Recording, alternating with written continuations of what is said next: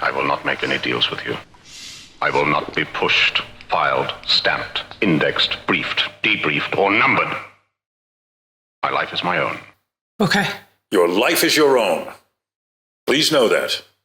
I've been watching the new Vince Gilligan series, Pluribus, and I find it really thought-provoking. So much so that I wanted to make a quick video sharing my thoughts and become one of countless YouTubers doing the same, possibly for years to come. First off, I think that all aspects of the production are brilliantly executed and delivered at a pace that I prefer, but then I like slow cinema.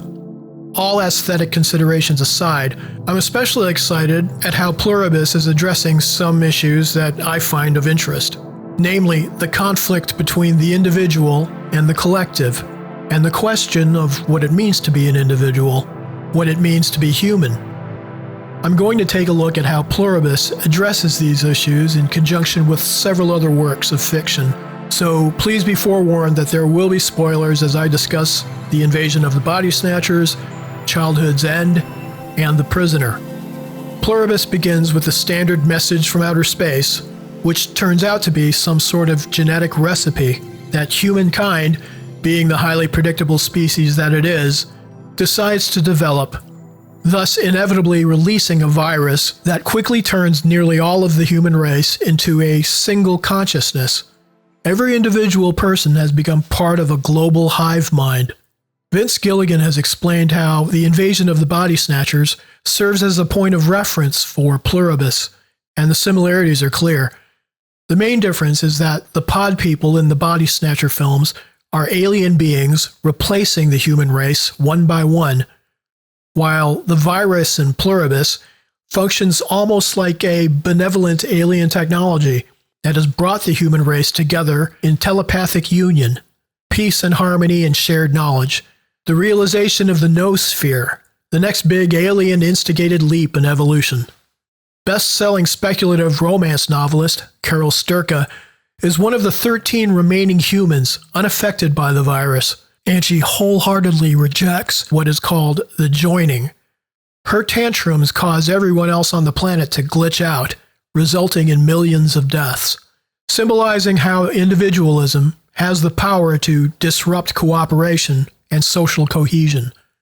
It may not be by accident that the name Carol is phonetically just one consonant away from Karen. Just imagine if that was her character's name. Karen? Gilligan's decision to have Carol and her English-speaking human counterparts meet on Air Force One gives us a chance to watch her get bossy with a group of non-Americans with the presidential seal right behind her head. A scene that suggests the jingoistic tendencies of U.S. foreign policy. The fact that Zosia hails from somewhere in the Levant may eventually play into this political critique as well. Despite her proclamations about liberty and agency, Carol seems far from heroic. She's a major pain in the ass. She has her reasons, her partner's just died, but as far as heroes go, she's pretty unpleasant, presumptuous, self-important, and somewhat misanthropic, despite claiming to want to save humankind. She reminds me of another protagonist representing the individual fighting to keep from being overwhelmed by society. Number 6 from the 1960s British TV show, The Prisoner. The two shows are quite different. The Prisoner is largely concerned with surveillance and technology's totalitarian applications, while Pluribus is more concerned with, well, we'll see as things develop. But they share one central theme, that of the individual versus the collective. It's a theme portrayed in Ayn Rand novels. The difference is that her protagonists are unambiguously heroic avatars of libertarian virtue. They're supposed to stand as ideal men to be admired and emulated. Number 6, and Carol Sturka, are actually subversions of the Randian hero. They're snarling anti-heroes, hostile to the point where their principles are almost secondary to their need to be unreasonable. While The Prisoner spends almost the entire series presenting Number 6 as a heroic figure standing up for the rights of the individual, or at least his own rights, the final 2 episodes of the series take the idea of what it means to be an individual and blow it up. Like number 6, Carol is so convinced of the sanctity of her own perceived individuality, she is blind to how inseparable she is from the rest of the human race. Carol doesn't want her food prepared and delivered to her, and prefers to go shopping for herself. I am not going to call you every time I need something. I don't want you waiting on me. I am a very independent person, okay? This sense of independence proves to be total nonsense, as demonstrated by the scene at Sprouts. Even without an alien virus and the joining, the fact remains that the individualistic Western consumer is absolutely reliant on vast systems managed and implemented by other people. Independence is an illusion, both on a practical level and on a spiritual or metaphysical level as well.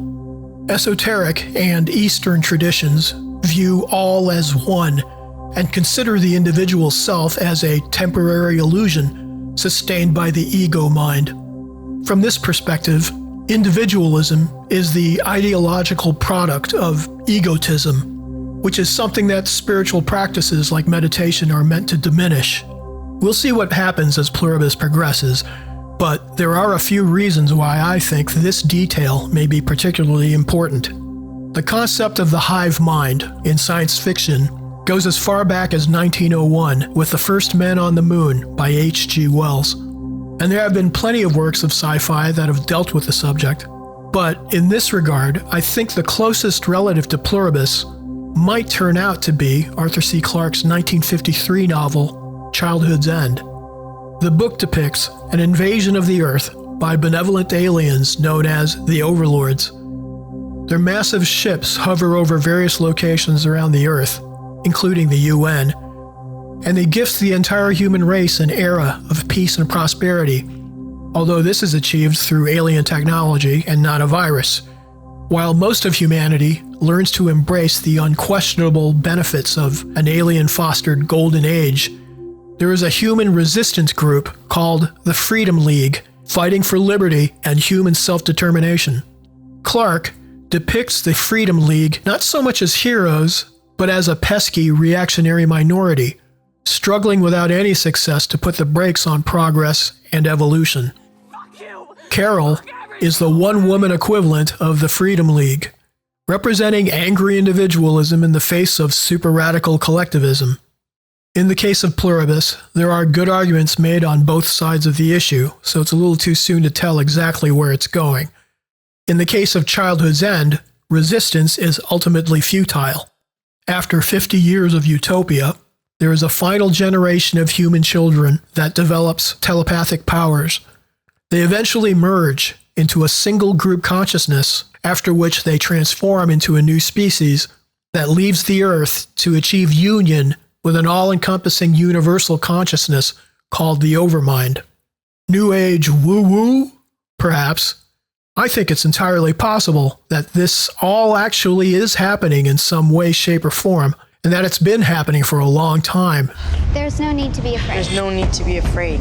And that many influential artists have been aware of it. Now, I'm sure you're all aware of the extremely grave potential for cultural shock and social disorientation contained in this present situation, if the facts were prematurely and suddenly made public without adequate preparation and conditioning. Including the likes of Arthur C. Clarke, Stanley Kubrick, Mark Frost, David Lynch, Chris Carter, and Vince Gilligan. After all, Carter and Gilligan were not only responsible for The X-Files, but for its spin-off, The Lone Gunmen, which premiered on March 4th, 2001, with an episode that referred to a certain catastrophic event that would occur 6 months later. Vince Gilligan knows something. In Childhood's End, the alien overlords communicate directly with the Secretary General of the United Nations, who then conveys their intentions to the rest of humankind. The UN also figures prominently in the Netflix adaptation of the Liu Cixin novel, The Three-Body Problem, another alien invasion epic. A key scene from The Three-Body Problem is actually shot at the UN Meditation Room, the construction of which was promoted by an organization called the Lucis Trust and its subgroup World Goodwill, which in turn was founded by Alice Bailey, who was a leading light in the New Age movement.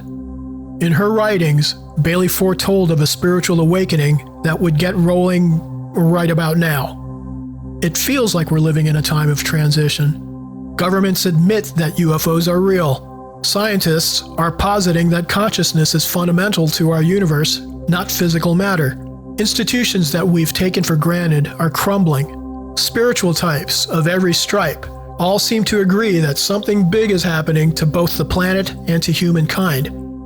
Perhaps Pluribus reflects this upcoming shift away from our atomized, individualistic experience and towards a completely different state of being, an existence akin to bird murmurations, which is close to how Arthur C. Clarke envisioned the evolutionary jump in Childhood's End.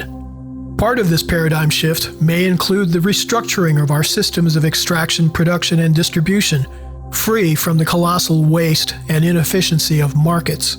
Pluribus demonstrates how distribution of energy and food could be managed without capitalism and without consumerism. This is Davis Taffler, Undersecretary of Agriculture for Farm Production and Conservation. And instead run by a hive mind economy, perhaps enabled by the proper use of AI to manage the supply chain equitably and sustainably.